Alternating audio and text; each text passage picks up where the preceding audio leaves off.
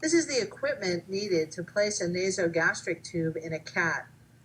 We have 2% lidocaine in a 1 cc syringe, sterile water for injection in a 3 cc syringe, a 5 French red rubber catheter, 22 gauge needle, 3/0 suture material, some white tape, suture scissors, a T-set, an injection port, and some plain white gauze. In cats where we anticipate they will be unable or unwilling to eat for several days, we can place a nasogastric tube for feeding. I'm going to use a 5 French red rubber catheter in this cat, which I'll measure to the end of his rib cage. You can see that just about all of this tube will be passed into this cat with just this little bit extending beyond his nose. I'm going to take a small piece of tape and actually mark the tube so I don't over-insert it, and I'll use that tape later to affix the tube to the cat's face. At this point, I'm going to instill a small amount of lidocaine into the cat's nostril just to provide a little local anesthesia for the procedure. And you should wait about 5 minutes after instilling the lidocaine for it to take effect. Now this cat is a little bit sedated. You don't have to sedate the cat if the cat has a nice temperament. You can do this technique on a cat that's perfectly wide awake. After 5 minutes, I'll take the catheter, dip it in some KY jelly to facilitate the passage, and actually begin to insert it into his nostril. I'm going to be aiming towards the base of his opposite ear along the ventral surface. You can see he reacts a little bit, and actually the tube goes quite easily. He's a little bit sneezy. That's not uncommon. There you go. And the holder actually should be able to tell me if she feels the kitty swallowing as this tube passes. Yeah.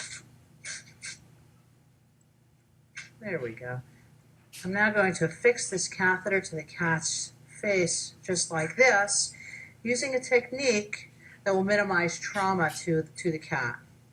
We're going to insert this 22 gauge needle through the bottom half of the tape, catch a little bit of the cat's skin, and right through the top half.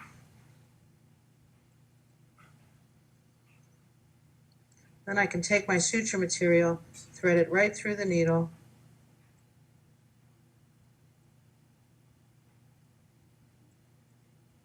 when it comes out the other side, I can just remove that needle, and then my suture is in place. Just going to put a simple interrupted suture here to hold it in place. Now I'm going to close the end of this using a T-port so that I have access for feeding later on. And at the end of this T-port, I'll change this cap to an injection cap, and then I'll be able to feed directly through that cap. Now I'm going to just take a simple piece of gauze and actually tie this in. We'll want this tube to stay in for a couple days, so I'm going to tie it in pretty securely.